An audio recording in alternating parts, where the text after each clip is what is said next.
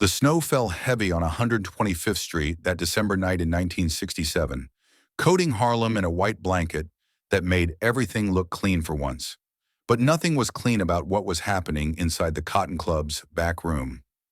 Bumpy Johnson sat at his usual corner table, a glass of cognac warming between his palms, watching his best friend Marcus Smooth Williams laugh at someone's joke across the room. 23 years of friendship, 2 decades of watching each other's backs, and in 3 hours, one of them would be dead. But we're getting ahead of ourselves. Let me take you back to where this really started. If you're drawn to stories about loyalty, betrayal, and the dark side of the American dream, hit that subscribe button right now. This channel dives deep into true crime narratives that'll keep you up at night, and trust me, you won't want to miss what comes next. August 1967, 4 months earlier. Marcus Williams walked into Bumpy's office at the Red Rooster with a smile that could sell ice to an Eskimo. That smile had gotten them out of trouble more times than Bumpy could count. Back in '45, when they were just kids running numbers for Dutch Schultz's old crew, that smile had talked them out of a police raid. In '52, it had convinced the Italians to let them run their territory without interference. In '61, it had sweet-talked Bumpy's way out of a 10-year sentence. "Got something big, Bump," Marcus said, sliding into the leather chair across from the desk. "Real big." Bumpy looked up from the ledger he'd been studying. His reading glasses sat low on his nose, making him look older than his 47 years. The scar running down his left cheek, a gift from a prison shank in '58, twitched slightly. That scar always twitched when something didn't feel right. "How big we talking?" Marcus leaned forward, his eyes gleaming with that familiar hunger. $350,000 big. The number hung in the air between them like smoke. In 1967, that kind of money could buy you a mansion in Connecticut, a fleet of Cadillacs, and enough political influence to own half of City Hall. It was retirement money, legacy money, the kind of score that came along once in a lifetime. "Where's it coming from?" Bumpy asked, his voice steady, controlled. "The Colombo family. They're moving it through Harlem tomorrow night. Cash from their operations in Brooklyn. Just one truck, light security, heading to a warehouse on Lenox Avenue." Bumpy removed his glasses slowly, folding them with deliberate care. "And how exactly did this information fall into your lap?" Marcus's smile widened. "I got a girl, Angela. She works as a secretary for one of their front companies. Heard the bosses talking, saw the manifest. Bump, this is real. This is our shot." 23 years of friendship meant Bumpy knew when Marcus was lying. He could read every tell, every micro-expression, the way his left eye crinkled when he stretched the truth. The slight pause before he answered a direct question. The unconscious touch to his collar when he was nervous. None of those signs appeared now. Marcus believed what he was saying. That made it either legitimate or a trap so perfect that even Marcus didn't know he was bait. "Let me think about it," Bumpy said. "Bump, we gotta move fast. The shipment's tomorrow night." "I said let me think about it." Marcus held his gaze for a long moment, then nodded. "Sure, brother, sure. You know where to find me." After Marcus left, Bumpy sat in the silence of his office, listening to the muffled jazz filtering up from the bar below. His instincts were screaming at him, but he couldn't pinpoint why. He picked up the phone and dialed a number he'd memorized years ago but rarely used. "Yeah," came the gravelly voice on the other end. "Detective Morrison, it's Bumpy." A long pause. "Johnson, didn't expect to hear from you. I need information, off the record." "Isn't everything with you off the record?" "The Colombo family. They moving anything big through Harlem this week?" Another pause, longer this time. Morrison was calculating, weighing what he knew against what he should say. "Why you asking?" "Call it civic duty." Morrison laughed, a dry, humorless sound. "Civic duty. Right. Look, I can't confirm anything officially, but word on the street is there's been chatter. Something about a shipment. But Johnson, if you're thinking what I think you're thinking, don't. The Italians will paint these streets red if anyone touches their money. Appreciate the advice. Bumpy, don't do this. Whatever Marcus told you, walk away." The line went dead in Bumpy's hand. He stared at the receiver, Morrison's words echoing in his mind. "Whatever Marcus told you. How did Morrison know Marcus was involved? That night, Bumpy couldn't sleep. His wife, Mamie, lay beside him, breathing softly, peaceful in her dreams. He envied her that peace. His mind was racing, connecting dots, seeing patterns that might not exist. He got up at 3 a.m. and drove through the empty streets of Harlem, past the Apollo Theater, dark and silent, past the blocks where he'd grown up, where he and Marcus had played stickball as kids, where they'd learned to survive in a world that wanted them dead or in chains. He drove past the church where Marcus's mother, God rest her soul, had made them promise to look after each other. "You boys are brothers," she'd said on her deathbed in '63. "Blood don't matter. You're brothers." By sunrise, Bumpy had made his decision. He was going to take the job, but he was going to do it his way. September 1st, 1967, the night of the heist. The autumn air carried a chill that promised winter was coming early. Bumpy assembled his crew in the basement of an abandoned building on 135th Street. 7 men, all of them veterans of countless operations, all of them loyal, all of them ready to die for the man who'd kept them fed and protected for years. Marcus arrived last, practically bouncing with nervous energy. "You ready for this, Bump?" "Born ready." The plan was simple. The armored truck would take a specific route through Harlem, cutting through less-traveled streets to avoid attention. They'd hit it at the intersection of Malcolm X Boulevard and 131st Street, where the streetlights had mysteriously stopped working 2 nights ago. 4 men would block the road. 3 would secure the truck. Marcus and Bumpy would handle the drivers. Simple, clean, quick. Except Bumpy had changed one crucial detail. He'd sent 2 of his men to a completely different intersection, the one Marcus hadn't mentioned. The one Bumpy's other sources said was the real route. At 11:47 p.m., everything went to hell. The truck appeared exactly where Marcus said it would. Bumpy's team moved like a machine, blocking the road surrounding the vehicle. But something was wrong. The truck stopped too easily. The drivers got out with their hands already raised. And then the sirens started. They came from everywhere at once, squad cars blocking every exit, floodlights turning night into day. Someone was shouting through a megaphone, words that didn't matter because everyone already understood what was happening. It was a setup. Bumpy's men scattered like roaches when the lights come on. Some made it, some didn't. Bumpy himself rolled under a parked car, watching Boots run past him, hearing gunshots and screams. He saw Tommy Rodriguez go down with 3 bullets in his back, saw Jackie Washington get tackled by 4 cops, and he saw Marcus, standing in the middle of the chaos, untouched, talking calmly to a detective in a gray suit. The detective handed Marcus something, an envelope. Marcus tucked it inside his jacket and walked away, casual as a Sunday stroll. The scar on Bumpy's face felt like it was on fire. 3 hours later, Bumpy sat in an interrogation room at the 32nd Precinct, his hands cuffed to the table. Detective Morrison walked in, looking tired and old. "You got lucky tonight, Johnson. Your boys took the fall, but we got nothing solid on you. You'll be out by morning." "The money," Bumpy said quietly. "It was never real, was it?" Morrison sat down heavily. "No, it was bait. The feds have been building a case against your operation for 2 years. They needed someone on the inside, someone you trusted." "Marcus," Morrison nodded. "He's been working with us for 6 months, made a deal.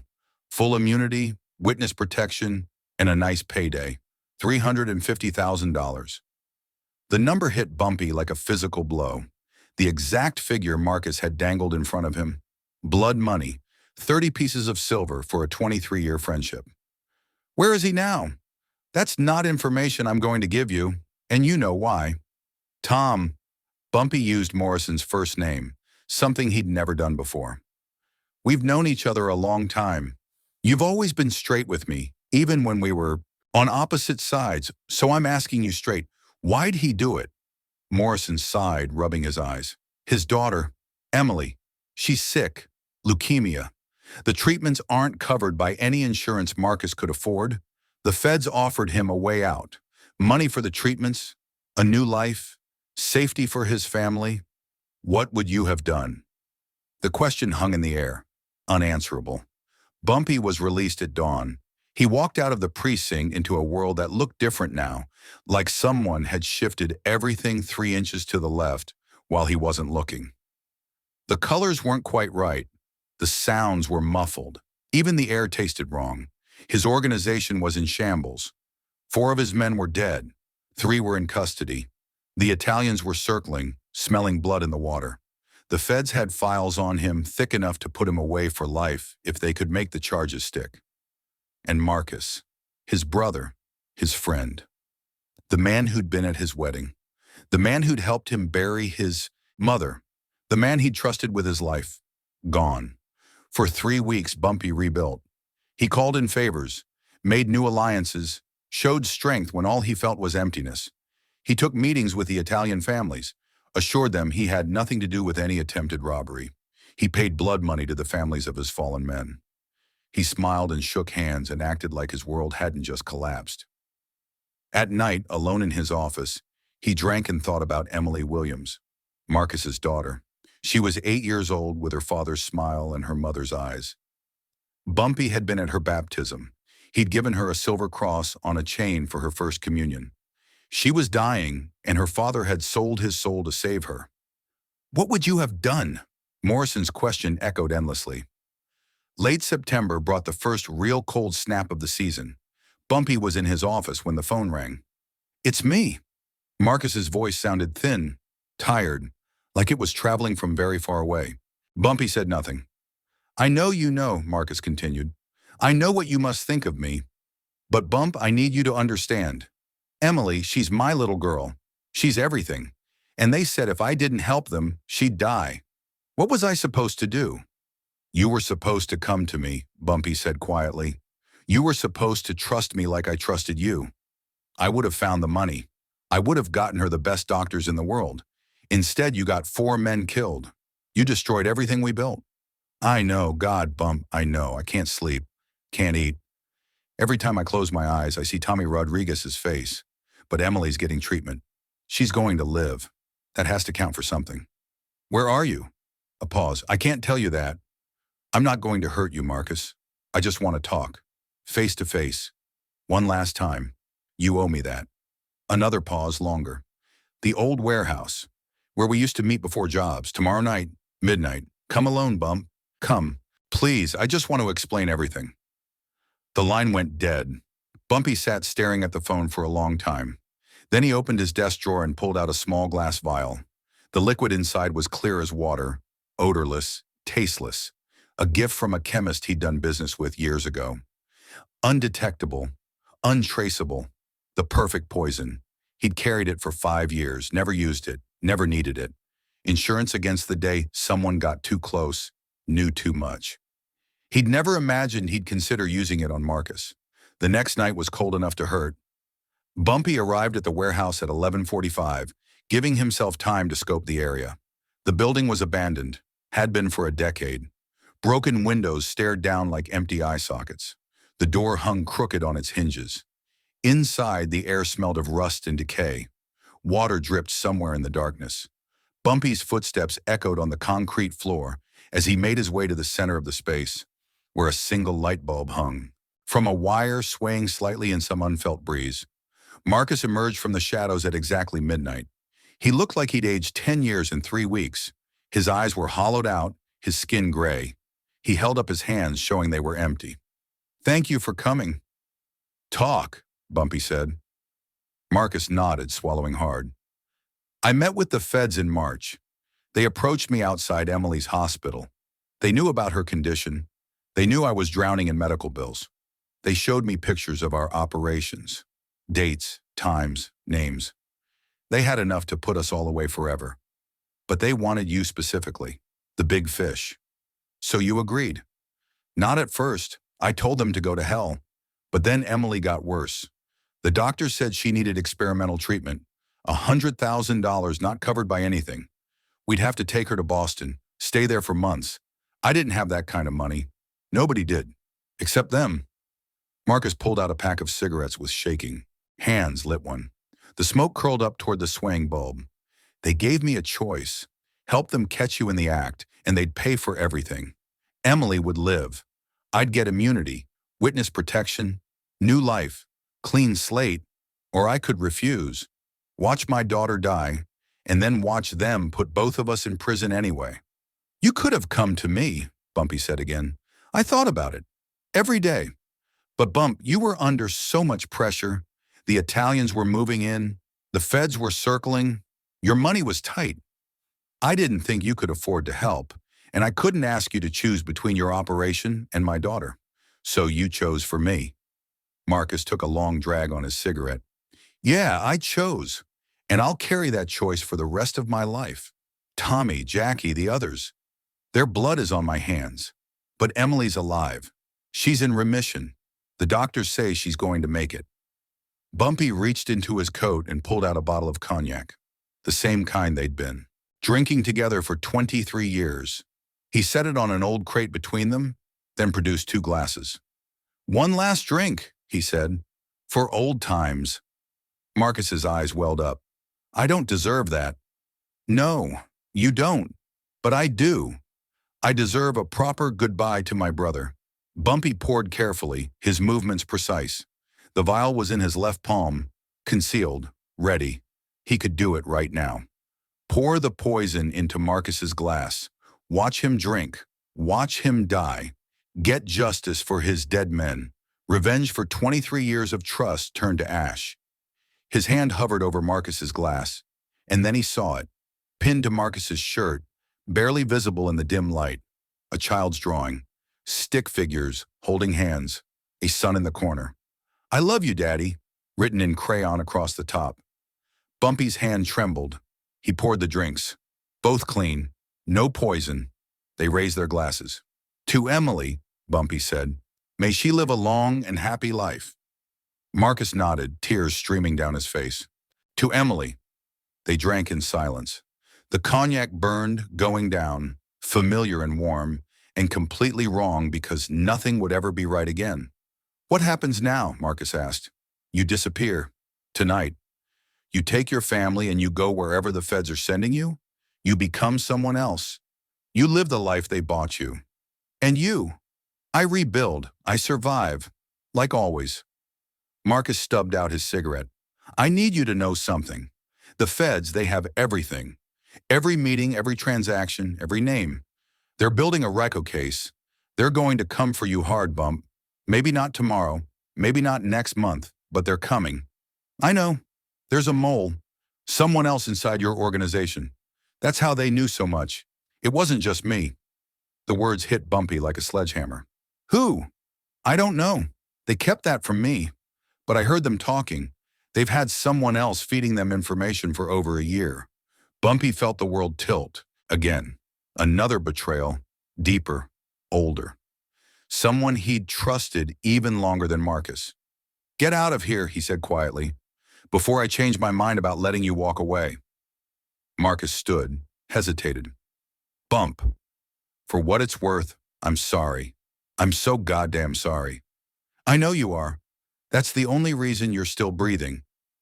Marcus walked to the door, stopped, looked back one last time. We were brothers once. Real brothers. That meant something. Yeah, once. The door closed behind Marcus Williams, and Bumpy Johnson stood alone in the empty warehouse, holding an unused vial of poison and trying to remember what loyalty felt like. October brought rain that washed the streets but couldn't clean them. Bumpy worked methodically, carefully, reviewing every person in his organization. The second mole had to be someone close, someone who'd been there long enough to know the things the feds knew.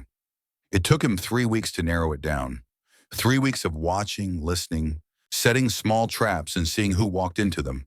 3 weeks of becoming paranoid about everyone around him, questioning every conversation, every glance, every moment of hesitation. The answer, when it came, was worse than Marcus. It was Raymond Ray Ray Thompson, his accountant, his financial advisor, a man who'd been with him for 17 years, a man who knew where every penny went, every operation ran, every body was buried both literally and figuratively. Bumpy sat in his office on a Thursday night, the evidence spread out before him, bank records showing mysterious deposits, meeting logs that didn't match Ray Ray's alibis, a phone number that traced back to the FBI field office. The door opened. Ray Ray walked in, carrying a ledger, smiling like always. Got the quarterly numbers you asked for, Bump. Bumpy looked up slowly. Ray Ray's smile faltered. Sit down, Ray. Something in Bumpy's voice made Ray Ray freeze. His eyes darted to the door, calculating. Distances, odds. But four of Bumpy's men materialized from the shadows, blocking any escape. Bump, what's going on? You tell me. You've been talking to the feds for over a year. The color drained from Ray Ray's face. I don't know what you're talking about. Bumpy slid a photograph across the desk. Ray Ray meeting with two men in suits outside a coffee shop in Midtown. The photo was dated April 1966, 16 months ago. I can explain. I'm listening. Ray Ray slumped into the chair, all pretense gone. They had me cold. Tax evasion. I was skimming, Bump. Not much, just a little. But they caught me. Said they'd put me away for 20 years or I could work for them. I didn't have a choice. Everyone has a choice. Not everyone can afford to make the right one. Bumpy pulled out the vial of poison again. He'd been carrying it every day since that night with Marcus, waiting for this moment. You know what this is? Ray Ray's eyes went wide. Bump, please. Family, 3 kids.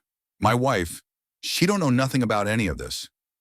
Tommy Rodriguez had a family too. So did Jackie Washington. So did the others Marcus got killed. You helped set that up. You gave them the intel that made it possible. I didn't know they were going to move like that. I swear, Bump, I just gave them financial information. Numbers. I didn't know about Marcus. Didn't know about the setup until after it happened. Bumpy uncapped the vial. The clear liquid gleamed in the lamplight. Here's what's going to happen. You're going to drink this. Or I'm going to have my men make this very slow and very painful. Your choice. Ray Ray started crying. Please, Bump. Please, I'll disappear. You'll never see me again. I'll tell the feds nothing. I'll protect you. You should have thought of that 17 years ago when I brought you into this family. Bumpy poured cognac into a glass, added the poison, slid it across the desk. Drink. Ray Ray stared at the glass, like it was a coiled snake. His hands shook as he reached for it, picked it up, brought it to his lips, and then he stopped. My kids, he whispered. What happens to my kids? For just a moment, Bumpy saw Emily Williams's face, saw her crayon drawing pinned to Marcus's shirt, saw every child who'd lost a father to this life, to these choices, to the endless cycle of violence and betrayal. He saw his own mother's face on the day she learned he'd gone to prison the first time. The disappointment, the grief, the love that couldn't save either of them. Put the glass down, Bumpy said quietly. Ray Ray looked up, hope flickering in his eyes. Put it down and get out. Take your family and run. Tonight. By morning, I want you in another state. Another life. You work for me now in a different way. You're going to feed the feds exactly what I tell you to feed them. Bad information, false trails. You're going to help me tear down their case from the inside.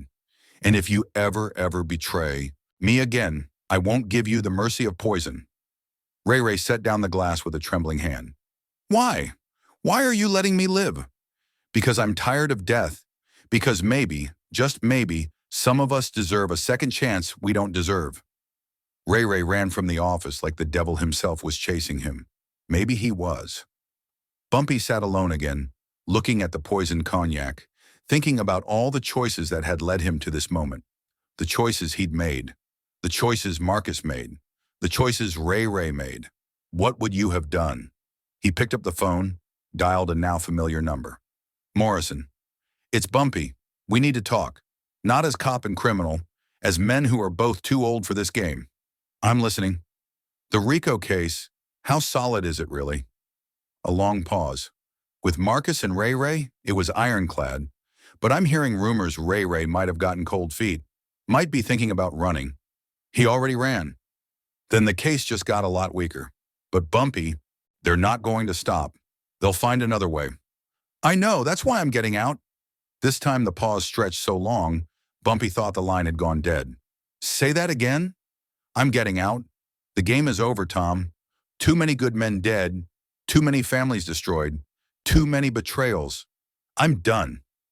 The Italians won't let you just walk away.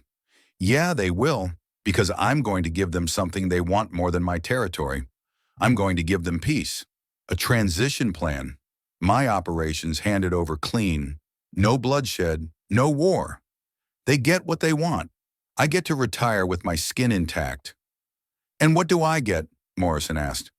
You get to tell your bosses you won. That the big bad Bumpy Johnson is out of the game. Isn't that what you've wanted for 20 years? Morrison laughed, that same dry, humorless sound. You know what's funny? I'm not sure anymore. This city, it's changing. The new guys coming up, they're worse than you ever were. More violent, more reckless. You at least had rules, had honor, twisted as it was. Then help me make this transition clean. Make sure the feds don't come after me once I'm out. I'll give them something better. A list of every crooked cop, every dirty politician, every corrupt official who's been on my payroll. Enough evidence to keep them busy for years. You'd burn your own people? They're not my people anymore. I don't have people. I have ghosts and enemies and memories of brothers who betrayed me. Time to let them all go. November 1967 was unseasonably warm. Indian summer, they called it. One last gasp of heat before winter came in hard. Bumpy met with the 5 families at a restaurant in Little Italy. He laid out his proposal. Clean transition, territories divided fairly, no interference from his old crew. In return, he walked away with his life and enough money to live comfortably. The Italians were suspicious. Men like Bumpy Johnson didn't just retire. What's the catch? Enon. Colombo asked, his eyes sharp despite his 70 years. No catch. I'm just tired. Tired of watching men die. Tired of looking over my shoulder. Tired of wondering which friend will betray me next. Something in his voice must have rung true because Don Colombo nodded slowly. We've all been there. The young ones, they don't understand yet. But us old men, we know. The game always ends the same way. Prison or death. Maybe you found a third option. The deal was struck with handshakes and wine. Civilized and almost friendly. A week later, Bumpy handed Morrison a file 3 inches thick.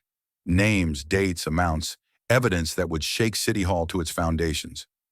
December brought the snow again, full circle to where our story began. Bumpy Johnson sat in the Cotton Club's back room, watching his former empire transition to new hands. Watching young men make the same mistakes he'd made 30 years ago. Watching the cycle continue without him. The phone call came on Christmas Eve. It's Marcus. Bumpy's hand tightened on the receiver. You're supposed to be in witness protection. I am. Denver. New name, new life. Emily's doing great. She's in remission, growing stronger every day. She drew you a picture. For Christmas. I was wondering if I could send it to you. No. Clean break, Marcus. That was the deal. Bump, I need to know. Did you forgive me? The question hung between them like that night in the warehouse. Heavy with too much history, too much pain. I let you live, Bumpy said finally. That's all the forgiveness I got in me.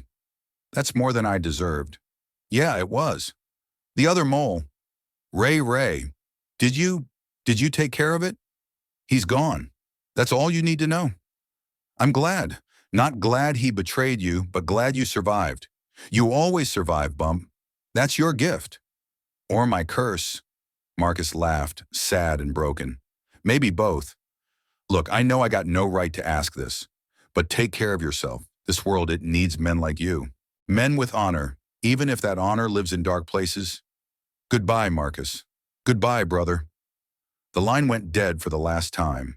Bumpy hung up and walked to the window. Snow was falling again, making Harlem beautiful in the way only snow could. Covering up the scars, hiding the wounds, making everything look new and clean and possible. He thought about Marcus and Emily, about Ray and his 3 kids, about Tommy Rodriguez and Jackie Washington, and all the men who died because loyalty was a currency that depreciated in the face of desperation. He thought about the poison he'd carried, unused, a symbol of revenge he couldn't quite commit to. Not because the men didn't deserve it. They did. But because he'd looked into the abyss long enough to know that some forms of justice just made you more like the thing you were trying to fight. What would you have done? The question didn't have an answer. Or maybe it had too many answers. Maybe that was the point. Maybe the moral of this story wasn't about betrayal at all. Maybe it was about the impossible choices desperate men make, and the even harder choice of living with the consequences. In January 1968, Bumpy Johnson officially retired. He moved to Queens with his wife, bought a small house with a garden, and spent his days reading newspapers and growing tomatoes. The feds never came for him. The Italians honored their deal. His name faded from the streets, becoming legend, becoming myth, becoming just another story old-timers told in bars. Marcus Williams lived in Denver under a new name.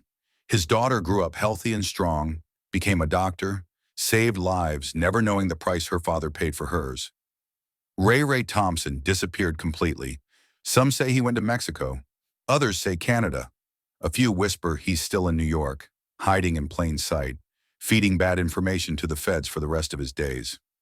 The truth is probably simpler and sadder than any of those stories.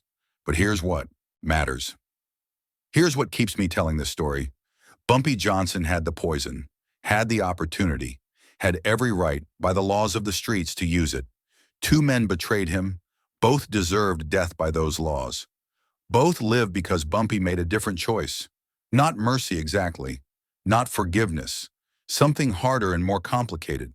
Something that acknowledged that in a world of impossible choices, sometimes the only way to win is to refuse to play the game at all. He poured the poison down Marcus's throat in every way that mattered. Guilt, shame, the burden of knowing your best friend chose not to kill you when he had every reason to. That's a slower poison than any chemical. That's the kind that eats you from the inside out, day by day, year by year. But it lets you live, lets you watch your daughter grow up, lets you die as a man, not a victim. Maybe that's justice. Maybe it's weakness. Maybe it's something we don't have a word for yet. All I know is this: in December 1967, two men deserved to die. Both lived. And somehow, in the twisted mathematics of the streets, that was Bumpy Johnson's greatest victory and his most terrible defeat, all wrapped up in the same moment. The poison remained unused in a locked drawer in a house in Queens until Bumpy died of a heart attack in 1968, just 7 months after retirement.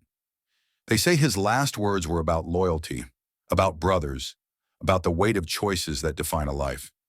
Mamie Johnson found the vial when she was cleaning out his things. She asked what it was. The police detective helping her, a man named Morrison, took it carefully and said it was evidence from an old case. He disposed of it properly and never spoke of it again. 3 people knew the whole truth. One was dead. One was in witness protection. One was a cop who'd spent 20 years chasing a ghost and finally caught him only to watch him vanish anyway. The streets of Harlem kept turning. New players, new games, new betrayals, but sometimes late at night, old-timers would gather and tell the story of Bumpy Johnson and the poison he never used, the revenge he never took, the justice he redefined. And they'd argue about whether he was a fool or a saint or something in between. Me? I think he was just a man who looked into the heart of darkness and decided that maybe, just maybe, there was still a way out that didn't involve dragging everyone else down with him. The poison was real. The betrayal was real. The choice was real. Everything else is just stories we tell ourselves to make sense of a senseless world. But here's the thing about stories. They're all we have. They're how we remember, how we learn, how we decide who we want to be. So remember this one. Remember the man who had every reason to kill and chose not to. Remember that revenge is easy. Mercy is hard. Living with the consequences of mercy is harder still. Remember that loyalty is a currency that can bankrupt you. That love for a dying child can make a man betray his brother. That sometimes the most powerful thing you can do is put down the weapon and walk away. Remember Bumpy Johnson, not for the crimes he committed or the empire he built, but for the poison he carried and never used, for the men he let live when he should have killed them, for the impossible choice of being better than his worst instincts demanded. In the end, that's all any of us can hope for. To be a little bit better than we have to be. To choose mercy when justice would be easier. To find a way out of the darkness even when every path looks like it leads to hell. Marcus Williams died in 2003 at the age of 78, surrounded by his children and grandchildren. At his funeral, someone noticed an old photograph in his wallet. 2 young men, arms around each other's shoulders, smiling at the camera. Brothers in all but blood. The photograph was from 1945. A different world. A different life. On the back, in faded ink, someone had written, "What would you have done?" The question remained unanswered. It always does.